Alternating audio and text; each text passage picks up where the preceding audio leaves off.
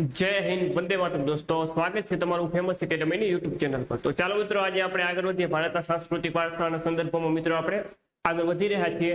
તો ચાલો મિત્રો, તો આજના મિત્રો જે ભારતના સાંસ્કૃતિક વારસાના સંદર્ભમાં આજનો મિત્રો જે ટોપિક લેવાનો છે તે છે મિત્રો ભારતનો સાંસ્કૃતિક વારસો, પરંપરાઓ, હસ્ત અને લલિત કલા। ઓકે, સંપૂર્ણ મિત્રો આપણે જીસીઆરટી એનસીઆરટી આધારિત સંપૂર્ણ જે આપણો પોલીસ કોન્સ્ટેબલ, પીએસઆઈ, એસટીઆઈ જેવી તમામ પરીક્ષાઓના જે સિલેબસમાં આપેલો છે તે ખાસ અગત્યનો મુદ્દો છે મિત્રો હસ્તકલા અને લલિત કલા। ચાલો મિત્રો શરૂઆત કરીએ। ઓકે, આવનારી આપણી પોલીસ કોન્સ્ટેબલ, એએસઆઈ, પીએસઆઈ પરીક્ષાની અંદર ખૂબ જ મિત્રો અગત્યનો ટોપિક રહેશે। આને આમાંથી મિત્રો 1 થી 2 માર્ક્સનું 100% આમાંથી પૂછાશે જ। ઓકે, કારણ કે મહત્વનો ટોપિક છે, આગળ તમે જોશો તો તમને ખબર પડી જશે। તો ચાલો મિત્રો શરૂઆત કરીએ।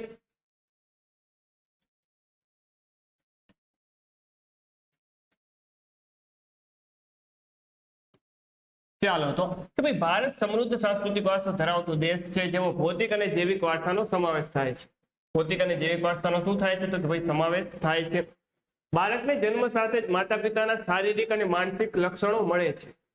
ઓકે, જે બાળક હોય તેને જન્મ સાથે જ મા બાપના શારીરિક અને માનસિક લક્ષણો મળે છે, જેને જૈવિક વારસા તરીકે ઓળખવામાં આવે છે। તેને કયા વારસા તરીકે ઓળખવામાં આવે તો કે જૈવિક વારસા તરીકે ઓળખવામાં આવે। અને એવી જ રીતે મિત્રો ઘર, જમીન, જાગીર, સ્થાવર, જંગમ, મિલકત વારસામાં મળે તેને શું કહેવાય તો કે તેને ભૌતિક વારસો કહેવાય। તેને શું કહેવાય? ભૌતિક। આ બધી ભૌતિક વસ્તુઓ છે એટલા માટે તેને ભૌતિક વારસો કહેવાય। ચાલો, અને એ જ રીતે માનવી પોતાની આવડત, બુદ્ધિ, શક્તિ, કલા, કૌશલ્ય દ્વારા જે કંઈ મેળવે છે અને સર્જન કરે છે તેને સામાન્ય રીતે સાંસ્કૃતિક વારસો મિત્રો કહેવામાં આવે છે। મિત્રો આ થઈ ગઈ સાંસ્કૃતિક વારસાની ડેફિનેશન, તેની વ્યાખ્યા। તે જ રીતે સમાજ જીવનમાં પૂર્વજો દ્વારા શરૂ થયેલી પરંપરાઓ, રૂઢિઓ, રીતિ રિવાજો અને એક વિશેષ પ્રકારની જીવનશૈલીને પણ આપણે સાંસ્કૃતિક વારસા તરીકે ઓળખી શકીએ। ચાલો તો મિત્રો એક બેસિક ચર્ચા હતી। હવે એકદમ મુદ્દા સ્થળ આવશે, ટુ ધ પોઈન્ટ એકદમ માહિતી આવશે। તો સૌપ્રથમ મિત્રો આપણે જે વાત કરવાની છે તે છે માટીકામ। માટીકામ વિશે પહેલા આપણે જોઈએ। ધાતુકામની શોધ નહોતી થઈ ત્યારે માનવી મહદઅંશે માટીમાંથી બનાવેલી સામગ્રીનો ઉપયોગ કરતો હતો। ઓકે, જ્યારે મિત્રો જે ધાતુકામની શોધ નહોતી થઈ એના પહેલા જે મનુષ્ય જે છે, ઓકે, જે પ્રાચીન સમયની અંદર ત્યારે શેનો ઉપયોગ કરતો હતો કે ભાઈ ધાતુની શોધ નહોતી થઈ એના પહેલા તો સ્વાભાવિક વસ્તુ છે કે આ માટીનો એનો ઉપયોગ કરતો હશે। ઓકે, જેમાં માટીના રમકડા, ઘડા, કુલડી, ઓકે, કોડિયા, હાંડલા, માટીના ચૂલા અને અનાજના સંગ્રહ માટેની કોઠીઓ વગેરે ગણી શકાય। એ સમય ઘરોની દિવાલોને પણ માટી અને છાણથી લીપીને રક્ષણ અપાતું હતું। ઓકે, પાણી, દૂધ, દહીં, છાશ અને ઘી જેવા પ્રવાહી પણ માટીના વાસણોમાં રાખવામાં આવતા હતા। ઓકે, હાલ પણ જો મિત્રો આપણે જે આ પ્રવાહી, ઓકે, છાશ છે, દહીં છે, હાલ પણ મિત્રો આપણે જો માટીના વાસણોમાં રાખીએ તો હાલમાં પણ ખૂબ તે બગડતું નથી અને સારું રહે છે। ત્યારબાદ આગળ વધીએ તો કોઈ લોથલ, મોહેંજો-દડો તથા હડપ્પા સંસ્કૃતિ સમયના માટીના લાલ રંગના પવાલા, બરણી, રકાબી વગેરે વાસણો મળી આવ્યા છે। કુંભારનો ચાકડો માટીકામ માટેનું પ્રાચીન ભારતનું પ્રથમ યંત્ર ગણી શકાય છે।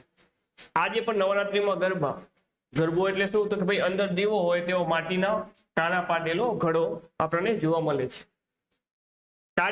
કાચી માટી અને કાચી માટીમાંથી પકવેલા એટલે કે ટેરાકોટા વાસણો તેમજ વસ્તુઓનું ઉત્પાદન કરવા માટે ભારત પ્રાચીન કાળથી જાણીતું છે।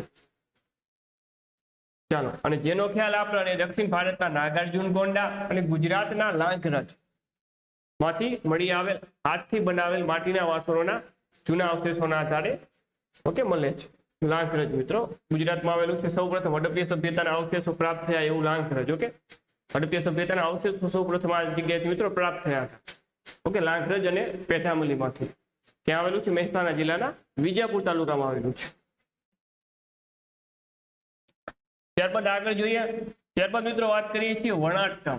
કયું કામ? વણાટકામ વિશે વાત કરીએ તો કે ભાઈ રૂની પૂણીમાંથી તાંતરા ખેંચવા સાથે તેમણે વળ ચડાવી એકબીજાની પકડમાં જોડી લાંબો દોરો તૈયાર કરવાની કળાને કાતર કહેવામાં આવે છે। મહાત્મા ગાંધીજીએ કાટણ વણાટ ગૃહ ઉદ્યોગને સવિશેષ મહત્વ આપીને આઝાદીના આંદોલનમાં સ્વદેશી અને સ્વાવલંબન સાથે જોડી એક ઇતિહાસ રચ્યો તે આપણે જાણીએ છીએ.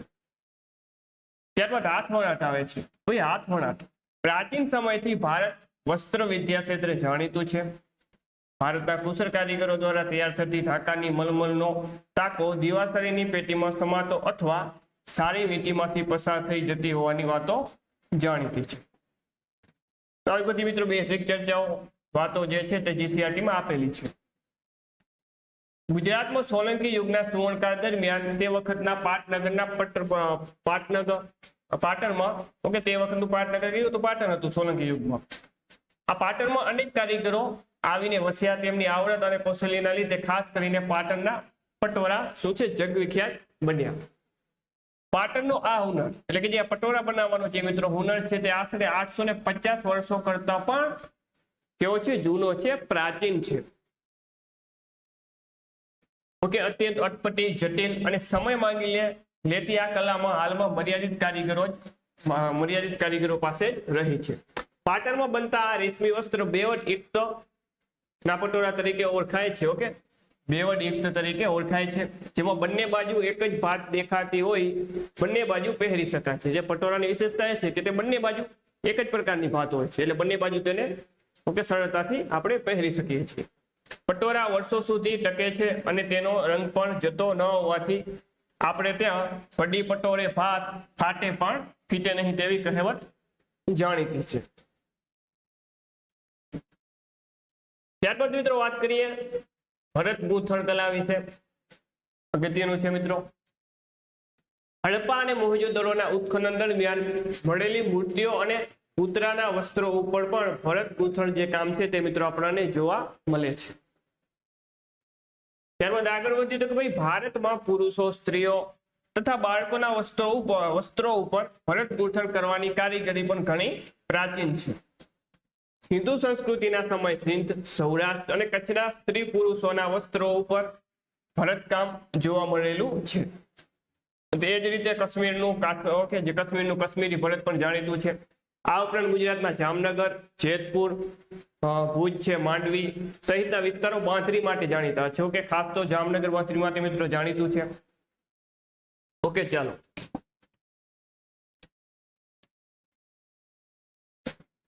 ભરત ગૂંથણ એ ગુજરાતના કચ્છ, સૌરાષ્ટ્ર વગેરે પ્રદેશની સ્ત્રીઓનો ગૃહ વ્યવસાય રહ્યો છે.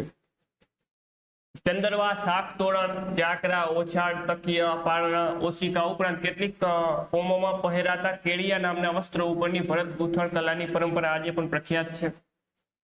ભરત ગૂંથણની શણગારેલા ધાબળા, રજાઈ ઉપર ભૌમિતિક અને વિવિધ આકૃતિઓ પ્રધાન કૃતિઓ સાથેનું ભરતકામ પણ આપણને જોવા મળે છે. આ ખાસ અગત્યનું છે મિત્રો કે ભાઈ કચ્છના બન્ની વિસ્તારમાં જત જેવી કોમની ભરત કલા પણ આગવી વિશેષતા ધરાવે છે. પરીક્ષામાં પૂછાઈ શકે એવું છે. ચાલો ત્યારબાદ આગળ વધીએ તો મિત્રો વાત કરીએ ચર્મ ઉદ્યોગ. તો કે પ્રાચીન ભારતમાં મૃત્યુ પામેલા જાનવરોના ચામડાનો વિવિધ ઉપયોગ થતો. પ્રાણીના મૃત્યુ પછી પરંપરાગત રીતે ચામડું કમાવામાં આવતું એટલે કે પ્રોસેસ કરવામાં આવતું. ખેતી માટે કુવામાંથી પાણી કાઢવા માટેના કોષ તથા પાણીની મસ્કો અને પખાલોમાં ચામડાનો ઉપયોગ થતો હતો. ઢોલ, નગારા, તબલા, ઢોલક જેવા સંગીતના સાધનો ઉપરાંત લુહારની ધમણો, વિવિધ પ્રકારના પગરખાં એટલે કે ચંપલ છે, આ પ્રાણીઓના બાંધવાના ચામડાનો ઉપયોગ થતો હતો. તો આવી બધી વસ્તુઓ મિત્રો ઘણી જગ્યાએ જે છે તે શેનો ઉપયોગ થતો કે ભાઈ ચામડાનો ઉપયોગ થતો. ચાલો ત્યારબાદ મિત્રો આપણે વાત કરવાની છે ચિત્રકલા વિશે. કઈ કલા? ચિત્રકલા. ચિત્રકલાનું સ્થાન વિવિધ કલાઓમાં અગ્રીમ સ્થાન છે. રંગ અને રેખાઓ દ્વારા કલા અને સૌંદર્યનું રસપાન કરાવતી પદ્મપાણી અજંતા ચિત્રકલામાં પ્રકૃતિના જળ અને ચેતનીય સ્વરૂપોમાં રહેલા વિવિધ ભાવોનું દર્શન કરાવવાની ક્ષમતા રહેલી છે. ઓકે જે પદ્મપાણીમાં કોનું ચિત્ર આવેલું છે? જે પદ્મપાણીનું જે મિત્રો ચિત્ર છે, જે મિત્રો એક અજોડ પ્રકારનું એવું ગણી શકાય એવું ચિત્ર જે અજંતાની ગુફામાં આપણને જોવા મળે છે. આશરે 5000 વર્ષ જૂની હડપ્પીય સંસ્કૃતિના અવશેષોમાંથી ભારતીય ચિત્રકલાના પુરાવા મળી આવ્યા છે. પુરાતત્વ ખાતા દ્વારા વખતો વખત થતા ઉત્ખનનોમાં પણ ભારતની ચિત્રકલાના નમૂના મળી આવે છે. પાષાણ યુગના આદિમાનવના ગુફા ચિત્રોમાં પશુ પક્ષીઓના આલેખનો જોવા મળે છે. હડપ્પાના લોકો માટીના વાસણો ઉપર ફૂલછોડ અને ભૌમિતિક રેખાંકોની ભાત પાડતા હતા. મધ્યપ્રદેશમાં હાથી, ગેંડો, હરણ ઇત્યાદિ ચિત્રો નોંધપાત્ર છે. ઓકે, મધ્યપ્રદેશમાં. ત્યારબાદ અજંતા ઇલોરાના ચિત્રો ભારતીય ચિત્રકલાના અજોડ નમૂનાઓ છે. ક્લિયર? ચાલો, ત્યારબાદ આવે છે મિત્રો સંગીત કલા. કઈ કલા? સંગીત કલા. ભારતીય સંગીત સ્વર, લય અને તાલની દ્રષ્ટિએ વિશ્વમાં અલગ તરી આવે છે. કેવું તરી આવે છે? તો ભાઈ એક વિશેષતા છે, અલગ તરી આવે છે. આપણા ચાર વેદો પૈકી સામવેદને સંગીતને લગતો વેદ કહેવામાં આવે છે. ઓકે, સામવેદને મિત્રો શું કહેવામાં આવે છે? સંગીતની ગંગોત્રી કહેવામાં આવે છે. સામવેદને શું કહેવામાં આવે છે? સંગીતની ગંગોત્રી, એટલે કે ભાઈ સંગીતને લગતો વેદ છે. સામવેદની ઋચાઓ પણ સંગીત સાથે તાલબદ્ધ રીતે ગાવાની હોય છે. સંગીતમાં ગાયક અને વાદન બંનેનો સમાવેશ થાય છે. ઓકે, સંગીતમાં શેનો સમાવેશ થાય છે? ગાયક અને વાદન, આ બંનેનો સમાવેશ શેમાં થાય છે? તો કે ભાઈ સંગીતમાં થાય છે. સા, રે, ગ, મ, પ, ધ, ની એ સંગીતના મુખ્ય 7 સ્વર છે. સંગીતના કેટલા સ્વર છે? તો કે સંગીતના 7 સ્વર છે. કયા કયા? તો કે ભાઈ સા, રે, ગ, મ, પ, ધ, ની.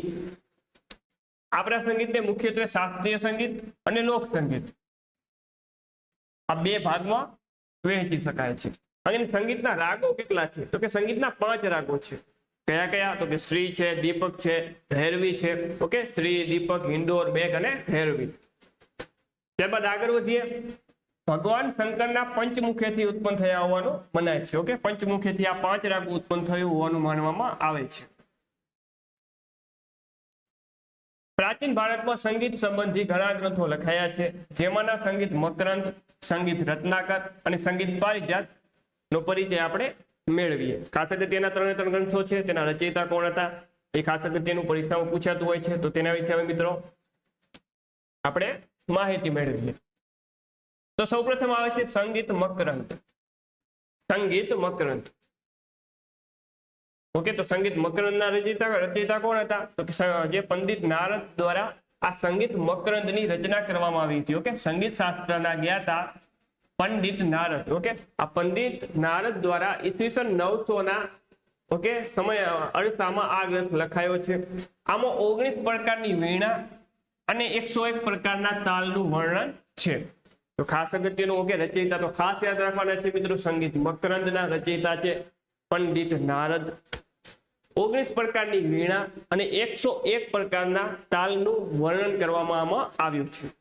ત્યારબાદ આવે છે મિત્રો સંગીત રત્નાકર. સંગીત રત્નાકરના મિત્રો રચયિતા કોણ છે? તો તે છે મિત્રો સારંગદેવ. કોણ છે? સારંગદેવ. ઓકે, સારંગદેવ જે છે તે દૌલતાબાદ એટલે કે હાલના જે એ સમયમાં દેવગીરી તરીકે ઓળખાતું નિવાસી હોય તેઓ ઉત્તર ભારત અને દક્ષિણ ભારતના સંગીતથી સુપરિચિત હતા. પંડિત વિષ્ણુ નારાયણ ભાતખંડે સંગીત રત્નાકરને ભારતીય સંગીતનું સૌથી વધારે પ્રમાણભૂત ગ્રંથ ગણાવે છે. ઓકે, ખાસ આમાં ફક્ત યાદ રાખશું કે સંગીત રત્નાકર, તો જવાબ શું આવે? સારંગદેવ. ત્યારબાદ વાત આવે છે મિત્રો સંગીત પારિજાત. તો સંગીત પારિજાતના રચયિતા કોણ છે? તો છે એ છે મિત્રો પંડિત અહોબલ. ઓકે, આ અહોબલે દ્વારા સંગીત પારિજાતની રચના કરવામાં આવી હતી.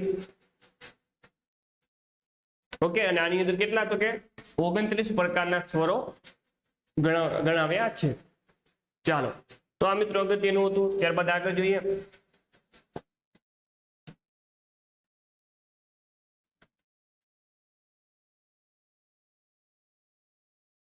તો અલાઉદ્દીન ખિલજીના સમયમાં અમીર ખુસરો શાયરી અને સંગીતના પ્રદાનને લીધે તૃતીય હિન્દ તરીકે પ્રખ્યાત થયો હતો. ઓકે, અલાઉદ્દીન ખિલજીના જે સમયમાં છે તે અમીર ખુસરો ઓકે તૃતીય હિન્દના પોપટ તરીકે જે ઓળખાય છે એ છે મિત્રો કોણ? અમીર ખુસરો. જે કોના દરબારમાં હતો? અલાઉદ્દીન ખિલજીના સમયમાં. ભારતમાં 15મી સદી અને 16મી સદીમાં થયેલા ભક્તિ આંદોલન સમયના સુરદાસ, કબીર, તુલસીદાસ, ચૈતન્ય મહાપ્રભુ, મીરાબાઈ અને નરસિંહ મહેતાના ભજનો અને કીર્તનોથી ભારતમાં એક ભક્તિમય વાતાવરણ ઊભું થયું હતું. 15મી સદીમાં સ્વામી હરિદાસના શિષ્ય બેઝુ બાવરા અને તાનસેન જેમ એ જ સમયમાં આપણા ગુજરાતી સંગીત બેલડી કન્યાઓ તાના અને રીરીનું નામ પણ ગણાવી શકાય. ઓકે, ચાલો ત્યારબાદ આગળ જોઈએ.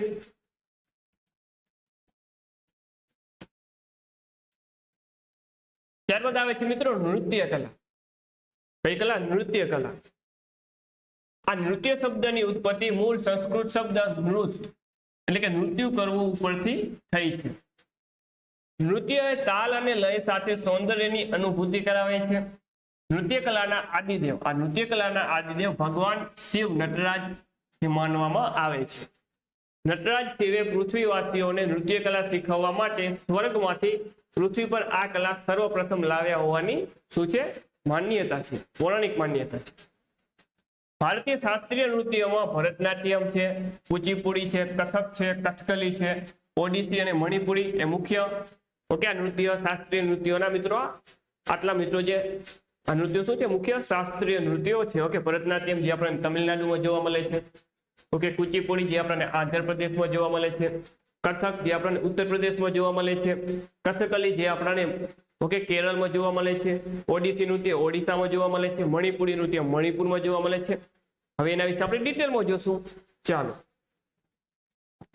ઓકે, તો ખૂબ અગત્યનું મિત્રો ચેપ્ટર છે. આમાંથી જોડકા સ્વરૂપે પૂછાવાની પ્રશ્ન પૂછાવાની પૂરી સંભાવના રહેલી છે.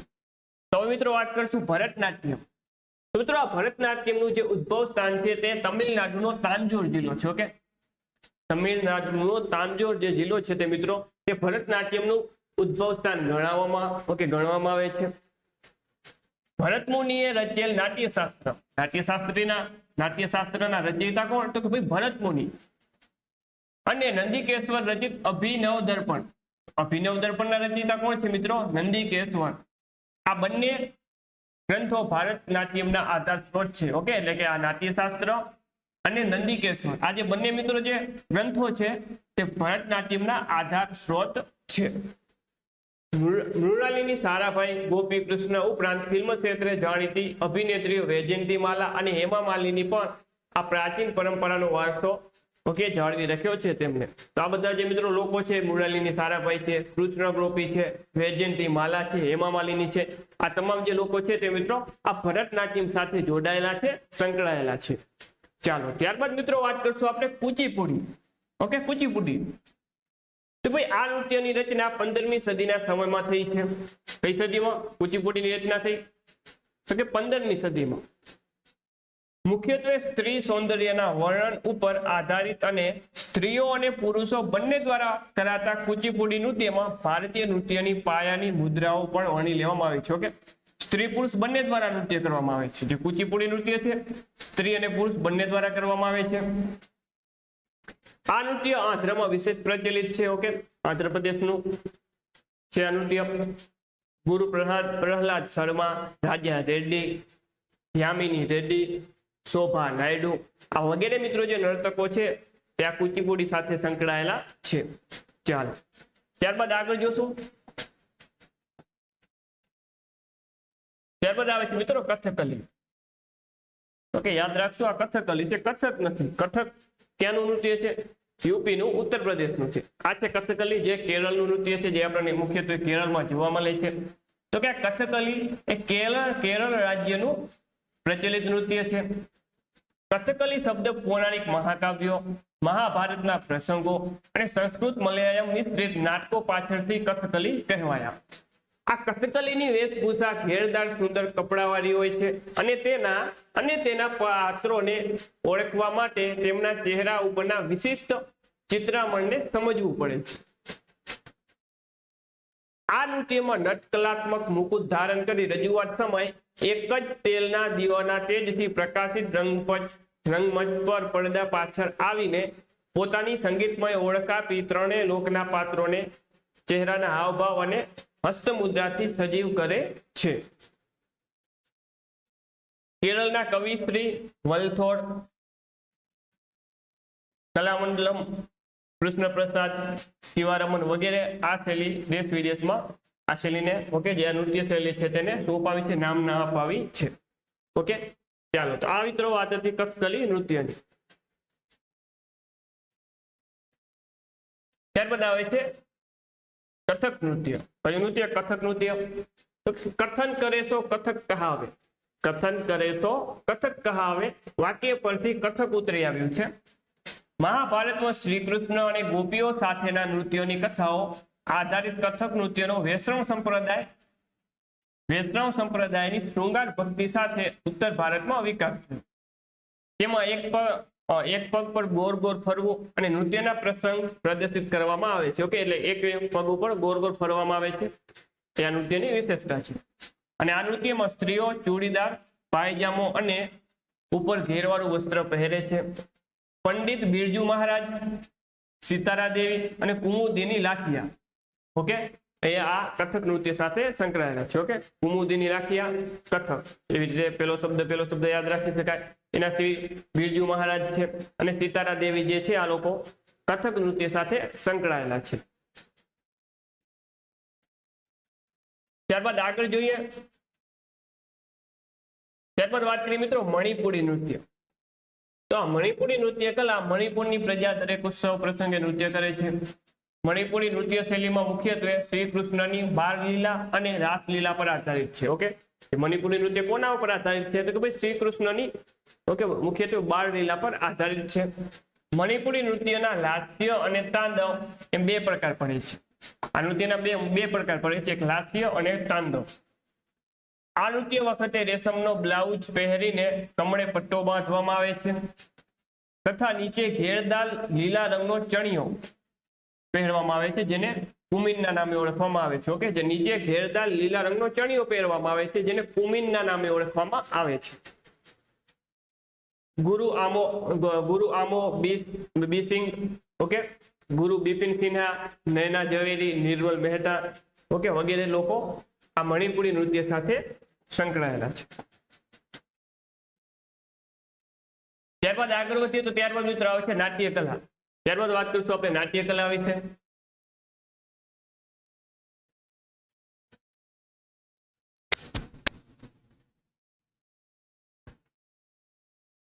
ચાલો, તો ભરત મુનિ રચેલું નાટ્યશાસ્ત્ર કલા ક્ષેત્રે પ્રચલિત છે. ઓકે, નાટ્યશાસ્ત્રીના રચયિતા એવા ભરત મુનિ. નાટ્ય કલા એ નાટ્ય લેખન અને મંચન દ્વારા રંગમંચ ઉપર, ઓકે, દ્રશ્ય શ્રાવ્ય અને અભિનયના ત્રિવેણી સંગમ સાથે આબાલવૃદ્ધોનું મનોરંજન અને લોક શિક્ષણ કરતી ભારતની પ્રાચીન કલા છે. આ કલામાં તમામ કલાઓનો સમન્વય હોવાનું વર્ણવતા ભરત મુનિએ નોંધ્યું છે કે એવું કોઈ શાસ્ત્ર નથી, એવું કોઈ શિલ્પ નથી, એવી કોઈ વિદ્યા નથી, એવું કોઈ કર્મ નથી કે જે નાટ્ય કલામાં ના હોય. આવું કોના દ્વારા કહેવામાં આવ્યું છે? તો કે આવું ભરત મુનિ દ્વારા કહેવામાં આવ્યું છે. ભરત મુનિ રચિત પ્રથમ નાટકનું કથાનક દેવાસુર સંગ્રામ હતું. શું હતું? દેવાસુર સંગ્રામ. ખાસ અગત્યનું છે. સંસ્કૃત સાહિત્યમાં મહાકવિ ભાસે મહાભારત આધારિત કર્ણભાર, ઉરુભંગ અને દૂતવાક્યમ જેવા નાટકોનો વારસો આપણને આપ્યો છે. તો જે કર્ણભાર છે, ઉરુભંગ છે અને દૂતવાક્યમ છે, આ તમામ નાટકોના રચયિતા કોણ છે? મહાકવિ ભાસ. ઓકે, ચાલો. જ્યારે મહાકવિ કાલિદાસના અભિજ્ઞાન શાકુંતલમ, વિક્રમોર્વશિયમ તેમજ માલવિકાગ્નિ મિત્રમ, આ નાટકો જે તમામ છે તે, ઓકે, મહાકવિ કાલિદાસ દ્વારા લખવામાં આવ્યા છે. ત્યારબાદ મિત્રો વાત કરીએ ભવાઈ. ભવાઈ, શાસ્ત્રકારોએ ભવાઈને ભાવ પ્રધાન નાટકો કહ્યા છે. ભવાઈ એ અસાઈદ ઠાકર દ્વારા શરૂ કરાયેલ ગુજરાતની આશરે 700 વર્ષ જૂની વિશિષ્ટ પ્રકારની નાટ્ય કલા છે. સસ્તા ખર્ચે લોક શિક્ષણ સાથે મનોરંજન કરતી આ નાટ્ય કલાને સોલંકી યુગમાં પ્રોત્સાહન અપાયું. મોટે ભાગે પડદા વિના ભજવાતા નાટકો, હળવી શૈલીની રમૂજો અને ભૂંગર વાદ્ય સાથે સંગીત પ્રધાન નાટકો અને વેશ, ઓકે, વિવિધ પ્રકારના તેમાં વેશ હોય છે. વિવિધ પ્રકારના અલગ અલગ જે છે 360 પ્રકારના વેશોમાં ભજવવામાં આવે છે. ઓકે, જેમાં ઉદાહરણ તરીકે રામદેવ પીરનો વેશ છે, ઝંડા ઝૂલરનો વેશ છે, કજોડાનો વેશ છે, આ બધા વેશો છે. એમાં સૌથી જૂનો વેશ કયો છે? તો કે ભાઈ રામદેવ પીરનો. ચાલો આગળ વધીએ. ભવાઈના વિષય વસ્તુમાં સામાજિક કુરિવાજોના પ્રતિકારનો પણ સમાવેશ થાય છે. ઓકે, ને ભવાઈ ભજવનાર ભવાયાઓ ભૂંગર વગાડીને માતાજીની સ્તુતિઓ કરતા હોય છે. ચાલો ત્યારબાદ આગળ વધીએ તો ત્યારબાદ મિત્રો વાત કરશું આપણે આદિવાસી નૃત્યો બાબતે. આદિવાસી નૃત્યો ગુજરાતના આદિવાસીઓમાં હોળી અને બીજા તહેવારો, લગ્ન, દેવી દેવતાઓ ખુશ કરવા માટે મેળાઓમાં નૃત્યો જોવા મળે છે. મોટા ભાગના નૃત્યો વર્તુળાકાર ફરતા ફરતા ઢોલ અને રૂઢિ મુજબના મંજીરા છે, થારી, તૂર, પાવડી વગેરે વાજીત્રો વાજીરો વગાડીને સ્થાનિક બોલીમાં બોલીને આવા બધા જે નૃત્યો હોય છે તે ભજવવામાં આવતા હોય છે. આવા નૃત્યમાં જે ચારો તરીકે જાણીતા નૃત્યમાં મોર, ખિસકોલી, ચકલી જેવા પક્ષીઓની નકલ કરવામાં આવે છે. ઓકે, ડાંગમાં જે ચારો નૃત્ય મિત્રો જાણીતું છે. ઓકે, આવા 27 પ્રકારના ચારા હોય છે. આમાં શું કરવામાં આવે છે આ ચારો નૃત્યમાં? તો કે ભાઈ મોર છે, ખિસકોલી છે, ચકલી છે, આવા બધા પક્ષીઓની નકલ કરવામાં આવે છે.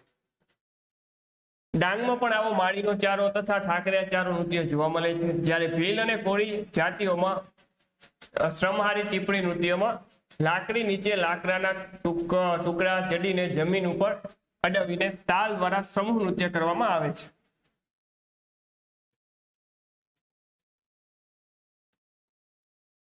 ત્યારબાદ મિત્રો વાત કરશું રાસ વિશે. ઓકે, ત્યાર વિશે રાસ વિશે વાત કરશું. અને આમાં એક ટોપિક મિત્રો એક મુદ્દો રહી ગયો છે, ગરબો. ઓકે, ગરબા વિશે આમાં ટોપિક આપેલો છે, આમાં લેવાનો રહી ગયો છે. તો જે મિત્રો ગરબો જે શબ્દ છે તે ગર્ભદીપ ઉપરથી ઉતરી આવ્યો છે. ઓકે, ગરબા અને ગરબી હોય છે. આપણે ગરબીના રચયિતા તરીકે દયારામને આપણે ઓળખીએ છીએ. ઓકે, તો ખાસ કઈ નથી ગરબામાં 2-3 શબ્દો છે કે ગરબો શબ્દ ગર્ભદીપ ઉપરથી ઉતરી આવ્યો છે. જે દયારામ છે તે ગરબી સાથે સંકળાયેલા છે. જે આપણે ગરબી જે છે તે આસો સુદ એકમ થી આસો સુદ જે નોમ સુધી આપણે નવરાત્રીનું આયોજન થતું હોય છે. ચાલો હવે વાત કરશું રાસની. રાસ એટલે ગોળાકાર ફરતા ફરતા નૃત્ય સાથે ગાવું તે. આપણે ત્યાં શ્રી કૃષ્ણ ભગવાને ભક્ત નરસિંહ મહેતાને રાસલીલા બતાવી હતી તેવી કથા છે. ગુજરાતમાં મોટા ભાગે નવરાત્રી તથા જન્માષ્ટમી જેવા તહેવારોમાં રાસ રમાતો હોય છે. દાંડિયા રાસ એ રાસનો એક પ્રકાર છે, પરંતુ ગાગર કે હાંડો લઈને પણ રાસ કરતા હોય છે. વૈષ્ણવ સંપ્રદાયની અસર વધતા રાસ વધુ લોકપ્રિય બન્યો છે. રાસ રમવા સ્ત્રીઓ ભરત ભરેલા ચણિયા ચોળી આ વસ્ત્રો પહેરીને રાસ રમતા હોય છે.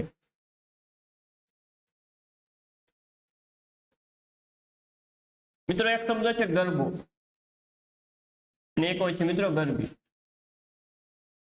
ગરબી કોના દ્વારા કરવામાં આવે છે? તો મિત્રો પુરુષો. ઓકે, પુરુષો દ્વારા કરવામાં આવે છે. અને ગરબો તો સ્ત્રી દ્વારા. તો આ યાદ રાખો. ચાલો ત્યારબાદ મિત્રો વાત કરશું ગુજરાતના નૃત્યો વિશે. જીસીઆરટીમાં માહિતી આપેલી છે ગોપ ગૂંથણ નૃત્ય વિશે. તો આ ગોપ ગૂંથણ જે નૃત્ય છે એ ગુજરાતના આ નૃત્યમાં ઢોલ વગેરેના સંગીતના તાલે માંડવો, થાંભલો કે વૃક્ષ સાથે દોરી બાંધી તેના છેડા નીચે સમૂહમાં ઉભેલા નાચનારા પકડીને વેલ આકારે એક અંદર અને એક બહાર એમ ગોળ ફરતા જઈ ગૂંથણી બાંધે છે અને છોડે છે. ચાલો આગળ જોઈએ. સીડીઓનું ધમાલ નૃત્ય છે. ધમાલ નૃત્ય કોનું છે? તો ભાઈ સીડીઓનું ધમાલ નૃત્ય છે. મૂળ આફ્રિકાના અને ગીરની મધ્યમાં હાલના જાંબુરમાં વસેલા સિંધી લોકોનું આ નૃત્ય છે. મસીરા. મસીરા એટલે શું? તો કે નારિયેળના કોચલામાં પોડીઓ ભરી તેના ઉપર કપડું બાંધી એને તાલબદ્ધ ખખડાવી સાથે મોર પીછનું ઝુંડ અને નાના નાના ઢોલકા સાથે ગોળાકારે ફરી ગવાતું આ નૃત્ય છે. હો આરોહ અવરોહ સાથે ગવાતા આ નૃત્યમાં પહાડો અને જંગલમાં ઘેરા પડછંદો ઉઠતા હોય તેવું લાગે છે. ચાલો ત્યારબાદ આપેલું છે કે ભાઈ મેરાયો નૃત્ય, પઢાર નૃત્ય તથા કોરી અને મેરના નૃત્ય. બનાસકાંઠાના વાવ વિસ્તારમાં સરખડ કે ઝુંઝારી જેવા ઊંચા ઘાસમાંથી તોરણ જેવા ઝુમખાનો મેળાયો ગુંથી ઢોલના અવાજ સાથે તલવારના દાવ પે જેવું નૃત્ય મેરાયો નૃત્ય તરીકે ઓળખાય છે. મેરાયો નૃત્ય ક્યાંનું છે? ફક્ત એટલું યાદ રાખવાનું છે, બનાસકાંઠાના વાવ તાલુકાના ઠાકોરોનું મિત્ર નૃત્ય છે મેરાયો નૃત્ય. સુરેન્દ્રનગર વગેરે વિસ્તારમાં પઢાર જાતિના લોકો દ્વારા થતા પઢાર નૃત્યમાં દાંડિયા કે મંજીરા સાથે લય અને તાલ સાથે સડીને જમીન સરસો લઈ બેઠા થવાનું હોય છે. ઓકે, દરિયાકાંઠાના જે મિત્રો વિસ્તારો જે છે તેમનું આ પઢાર નૃત્ય જાણીતું છે. ચાલો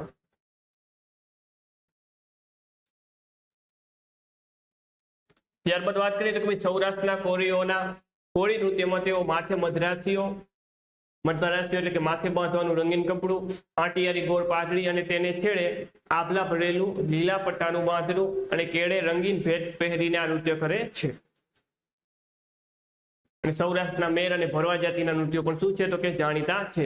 તો મિત્રો આ હતું આજનું આપણું ચેપ્ટર. ઓકે, હસ્તકલાઓ અને લલિત કલાઓ. CCRT જેટલી મિત્રો જે માહિતી આપેલી હતી તે તમામ માહિતી આપણે શું લઈ લીધી છે. ચાલો તો મિત્રો તમે આની PDF જો મેળવવા માંગતા હો તો આપણી ટેલિગ્રામ ચેનલ ફેમસ એકેડમી નામની આપણી ટેલિગ્રામ ચેનલમાં જોઈન થઈ જાજો. આની તમને PDF મળી જશે. વિડીયો સારો લાગ્યો હોય તો મિત્રો વિડીયોને અવશ્ય લાઈક કરીને તમારા મિત્રો જોડે શેર કરજો. તો મળીએ મિત્રો નવા વિડીયો સાથે. ત્યાં સુધી જય હિન્દ, વંદે માતરમ.